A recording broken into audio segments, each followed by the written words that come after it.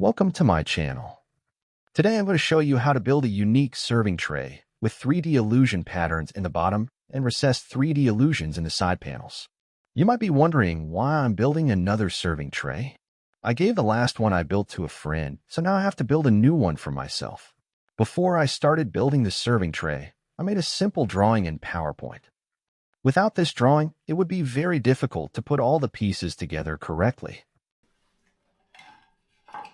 I start by building the bottom plate for the serving tray. For this, I use purple heart, beech, mahogany, and maple. The pieces I use are not perfectly straight, and since I don't have a jointer, I started by sawing a straight cut on each piece. Then I place the straight cut against the fence and start cutting the thickness of the pieces that will be used to build the bottom plate. The thickness is 8 millimeters, which will be the thickness of the bottom plate, unless I decide to glue a piece of plywood to the underside of the bottom.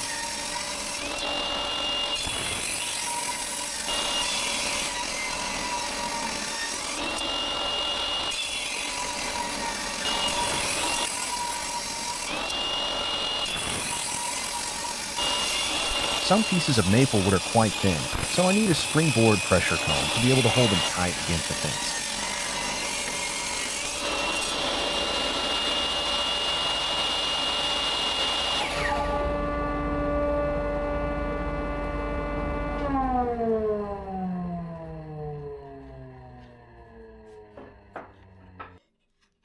Now I cut the width of the pieces to 1.2 centimeters. According to the drawing, the width should be 1.21 centimeters, but it is not possible to cut that accurately with this table saw, and it doesn't matter in the end if the pieces have a difference of a few hundredths of a centimeter.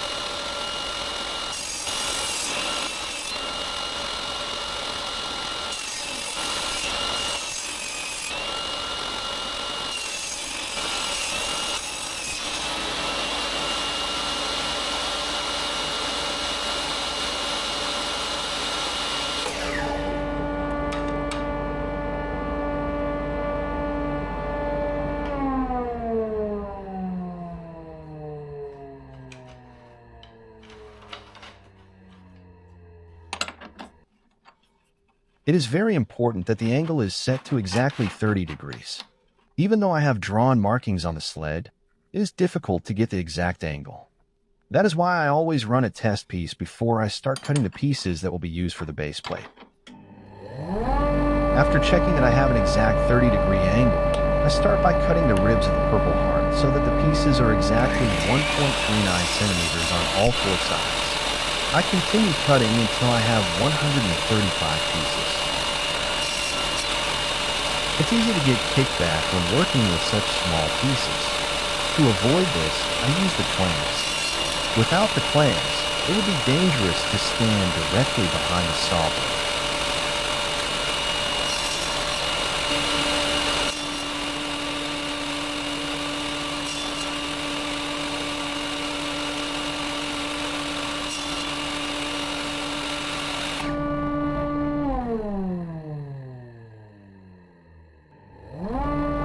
I keep the same settings as before and continue cutting the mahogany ribs to the same size as the pieces of purple heart. I cut until I have a total of 105 mahogany pieces.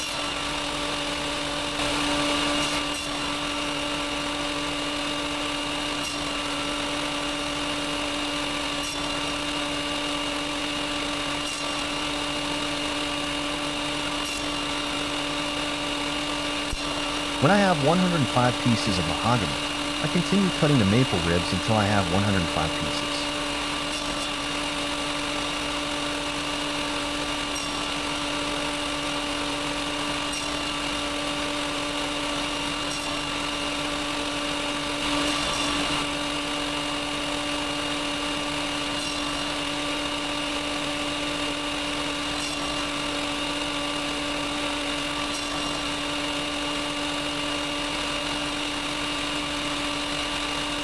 Finally, I also cut the ribs of each into 105 pieces.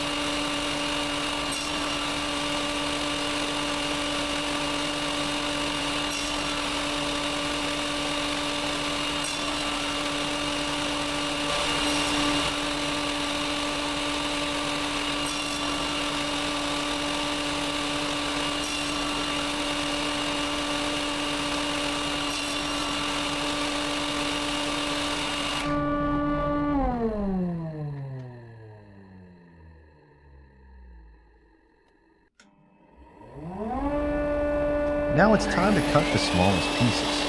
I keep the same distance on the stop block, but rotate the strip after each cut. This means that I get small triangular shaped pieces instead of rhombuses. The sides of the triangles have the same dimensions as the sides of the rhombuses, which is 1.39 centimeters on all three sides.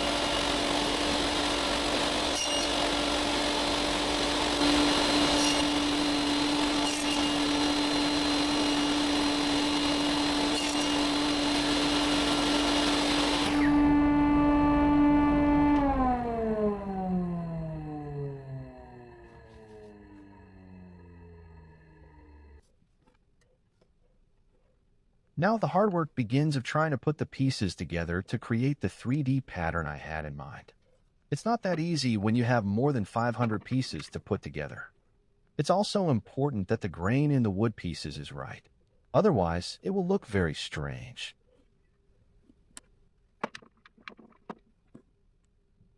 This puzzle makes your brain tired. I had to change several times after I placed the pieces in the wrong place.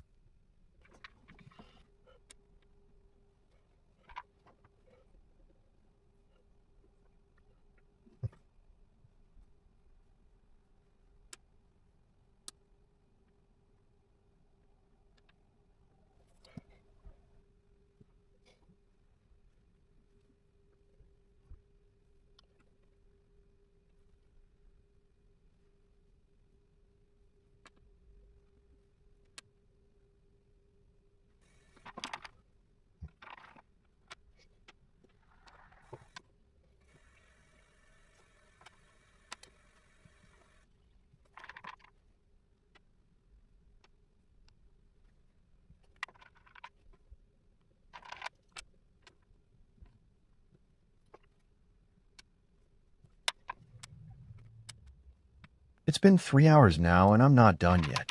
This was tough.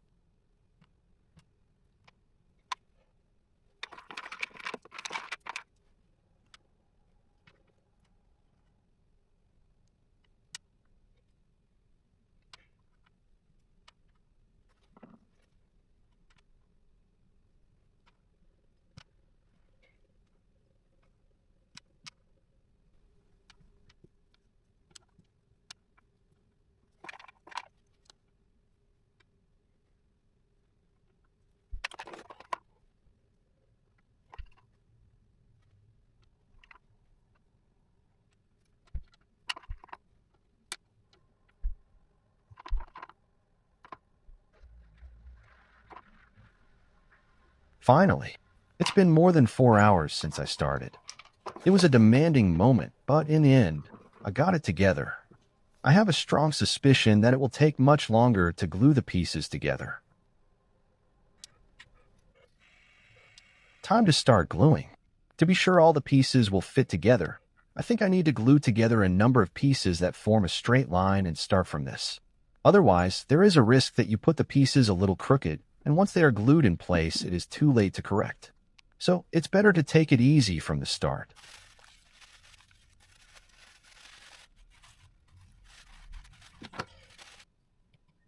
Now I have glued together two slightly larger and two small straight formations. Before I continue, I check that I have glued the pieces together correctly by inserting them into the pre-made figure. So far it looks good, but there is a long way to go before it is finished. I've been gluing for almost 4 hours now, and this is all I've accomplished. One thing is for sure, this is going to take considerably longer than I initially thought.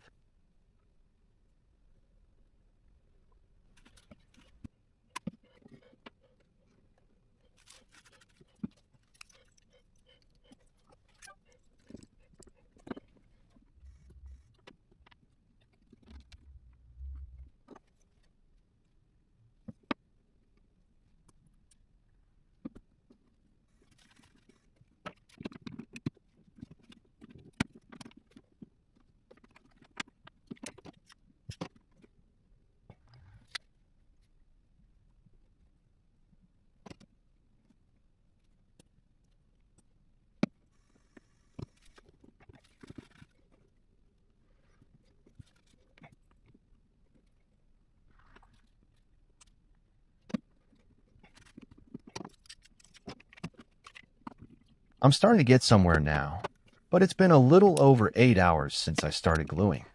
I feel like I'm getting really tired in the head, so I'll break now and continue tomorrow. I've been gluing for 9 hours on day 2, and it's actually starting to look like something. Soon, I'll have glued together all the pieces of maple, beech, and mahogany, and when that's done, all that's left is to build the framework of Purple Heart. I'll break for today and continue tomorrow with new, fresh energy.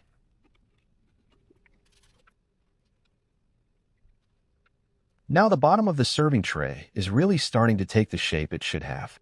2 more hours of gluing work, and the base plate will be finished. It will be nice to rest my hands a bit when it's done. I have quite a bit of exercise soreness in my fingers and especially my thumbs. It's a tiring job to hold the pieces in place before the glue sets enough so that you can let go. Luckily, I can use the clamps sometimes.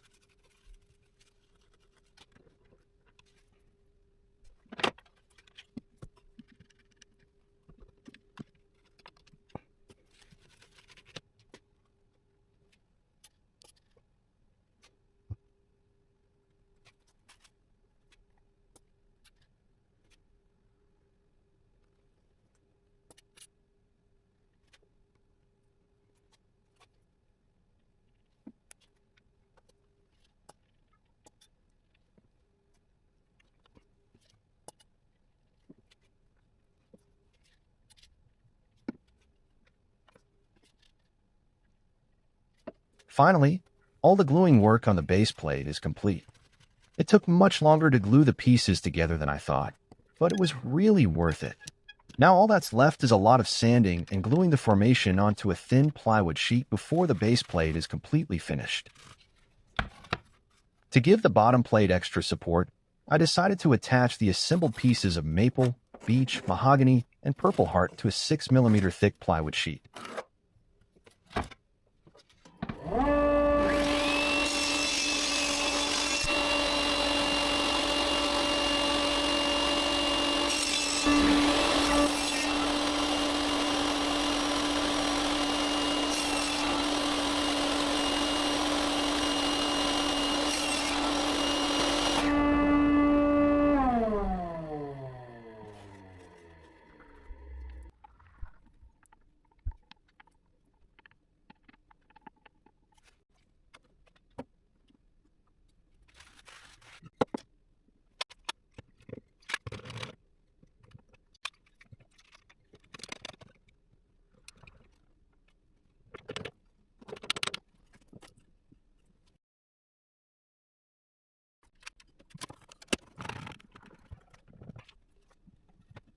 As you can see, I used way too much glue.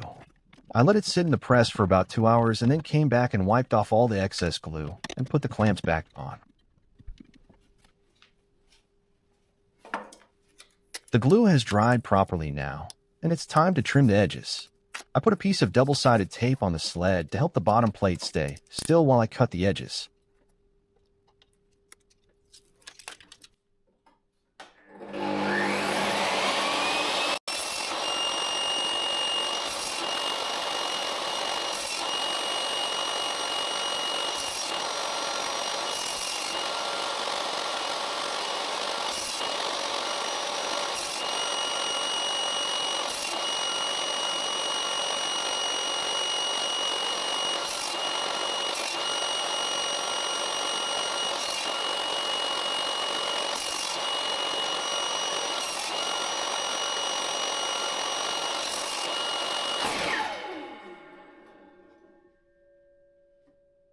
It's time to start with the side panels.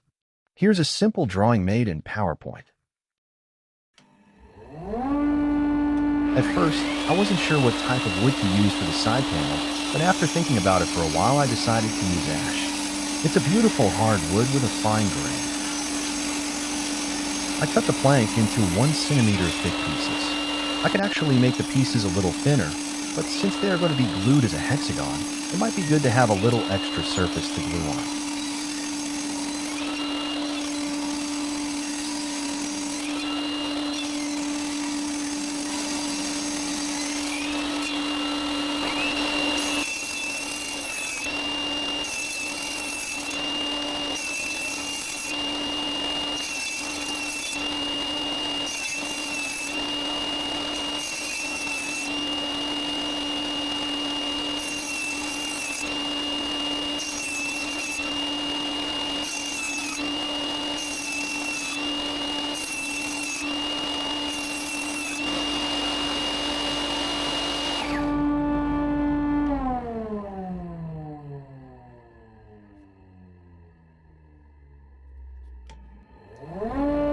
It wasn't obvious from the beginning, but when I was going to start with the side panels, I decided to make 3D inserts in the panels. I cut the thin wooden boards into 2.5 centimeter strips.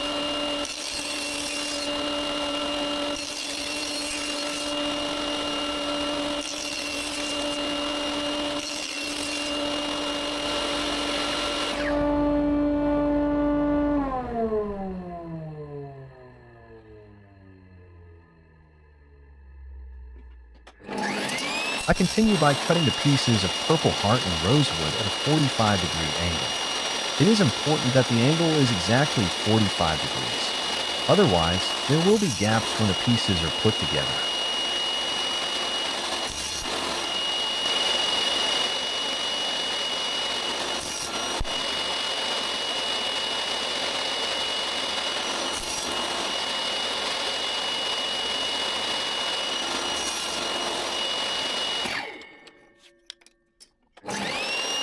Then I cut the pieces of golden paddock into 12 squares measuring 2.5 by 2.5 centimeters.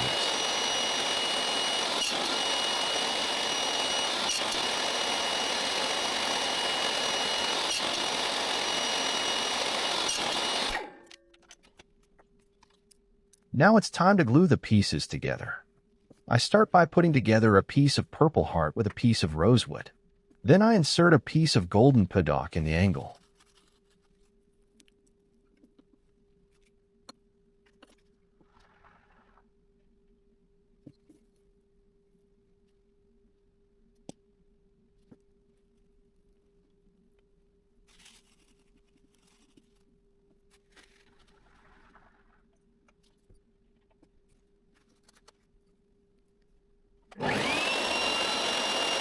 Time to cut the glued figures. I start by cutting off the purple heart so I get a straight side with golden paddock and purple heart. Then I cut off the rosewood so I get a straight side there too. When both sides are cut, I check that they are at an exact 90-degree angle and trim the sides with purple heart and rosewood one last time.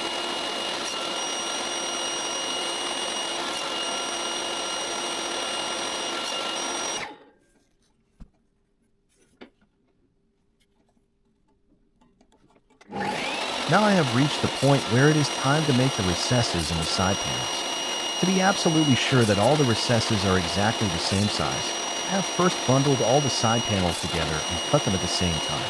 Then I use a stop block to ensure that the recess starts at exactly the same place from the edge of each side panel. Since it takes a very long time to make the entire cutout with a narrow saw blade on the table saw, I only make a few cuts in each panel. Then I use the router to do the rest. It goes much faster.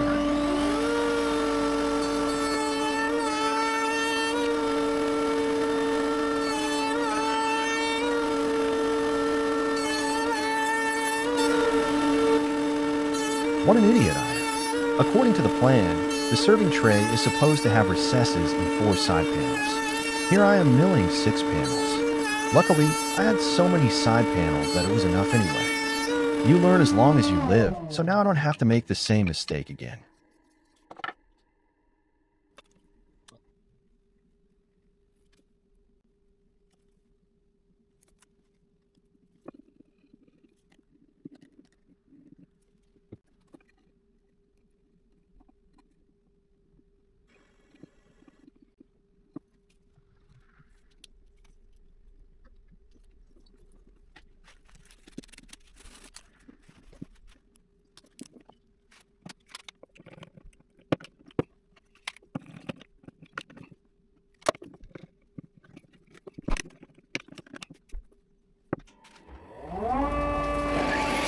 Now the glue has dried and I have removed the excess glue on the underside of the side panels. I have ignored the top side because I will cut off a small piece anyway. I start by cutting a small piece off the top side. Then I also trim the other side to get a completely straight underside to glue against.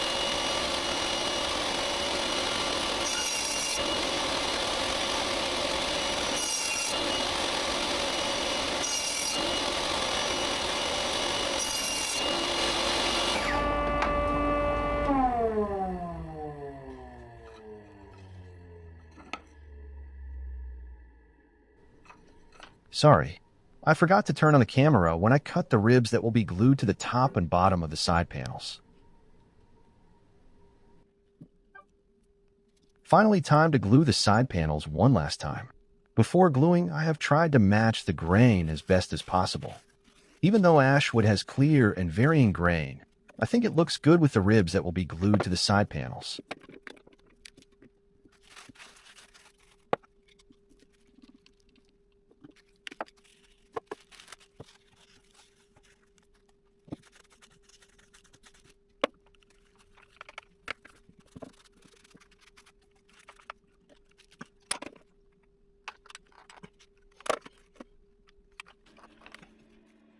Time for the boring part.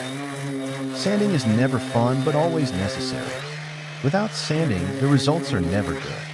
Luckily, there isn't much sanding this time, except for the bottom plate, of course.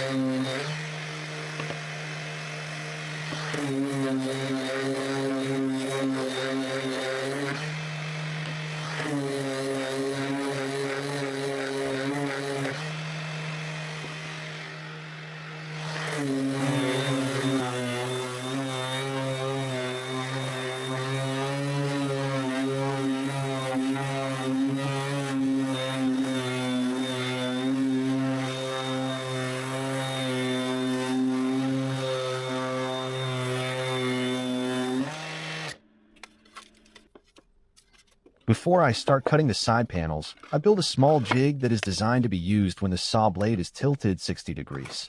With this jig, it becomes much easier to see where to cut the pieces because the actual cut comes right at the edge of the jig. The material of the rail I use is polyethylene, PHD. It is much better than wood because it is a dead material and does not expand or shrink when the humidity in the air changes.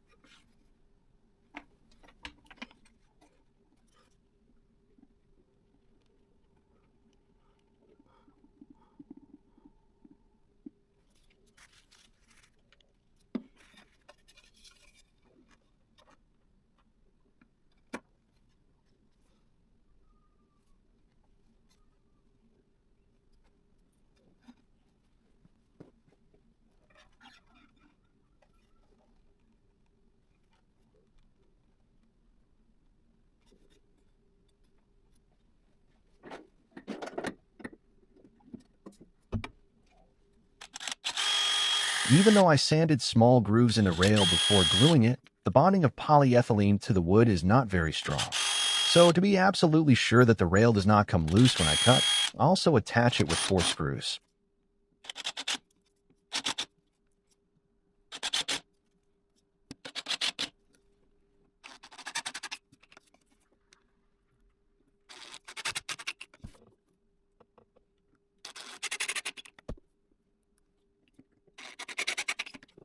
As you may have noticed when I glued the rail, the plate was a few millimeters above the saw table.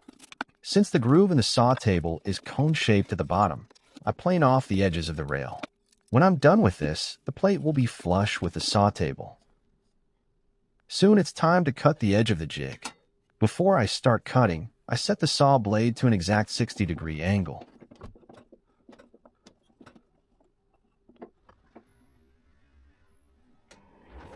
Now I just have to let the jig slide in the groove, and I'll get a straight cut that has an exact 60-degree angle.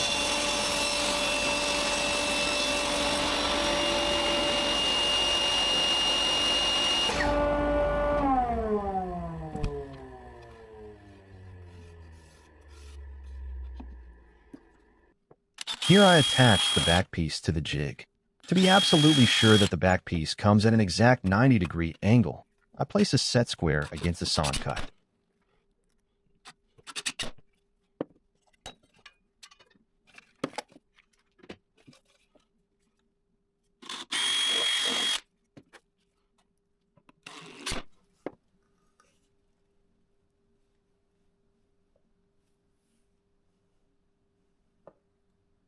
Perfect. Time to cut the side panels. The bottom plate is shaped like a hexagon, which means that the sum of all the angles around it is 720 degrees. Since a hexagon has 6 corners, the angle at each corner is 120 degrees. Therefore, I tilt the saw blade to a 60-degree angle, because two pieces with a 60-degree angle put together will be 120 degrees.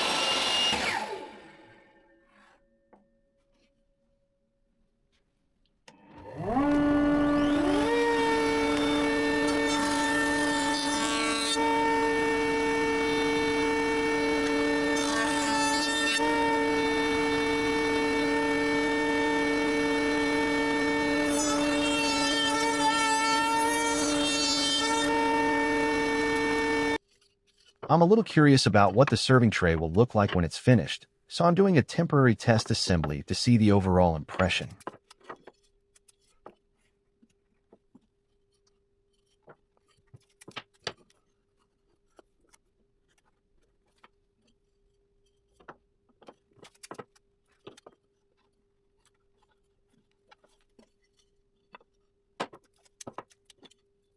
What do you say?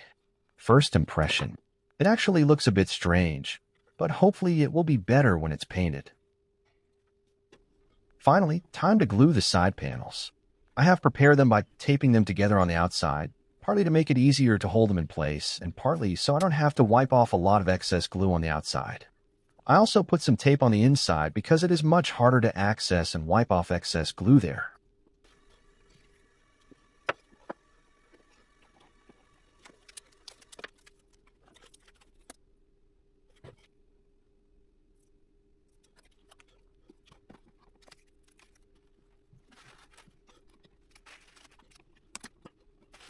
It went a little smoother than I initially thought, but it's always a messy job to glue side panels together with a bottom plate.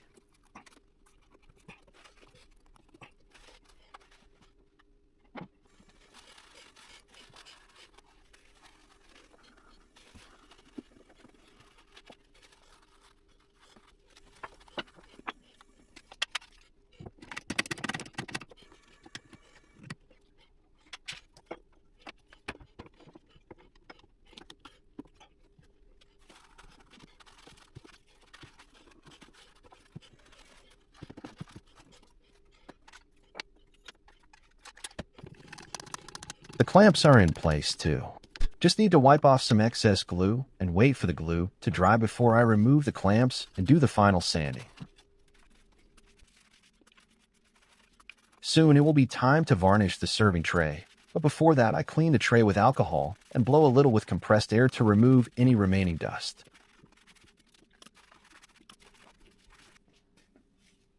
It is very important that the serving tray is completely horizontal. Otherwise, the varnish will run in the direction the tray is tilted. After the final adjustment, it looks very good. The serving tray is completely horizontal in all directions. I use two-component epoxy as a varnish. It gives a shiny and smooth surface. In addition, the varnish is UV resistant and can withstand a lot of abrasion before it gets scratched.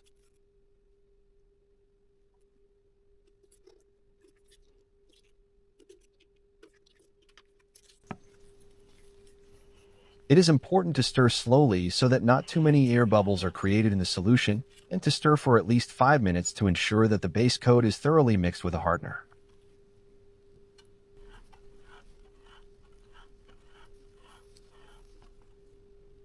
Now if the mixture is completely clear and no cloudiness is visible in the epoxy, which means that it is completely homogeneous. Now all you have to do is pour the solution into the serving tray and brush it over all surfaces that need to be painted.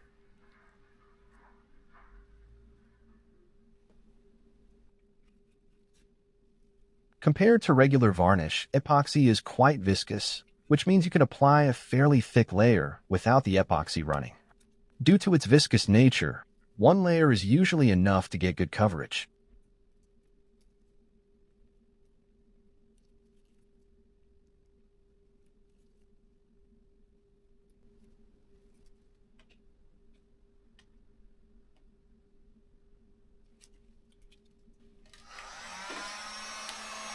To remove the small air bubbles that have formed during the mixing, and also form when the epoxy is trying to penetrate every little air pocket in the wood, I use a heat gun.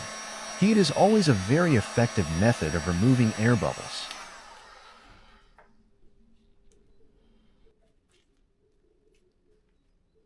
It looks pretty good. There are some dust particles in the epoxy, which is inevitable when painting in a garage without proper ventilation. I also see that there are a few drips on one of the handles that I need to smooth out. Here is the final result. Not quite perfect, but not too bad either. Since it was my first time building something like this, I guess I could say it was pretty successful anyway. In hindsight, I would have replaced the mahogany pieces with a slightly lighter wood to get a better contrast against the Purple Heart pieces.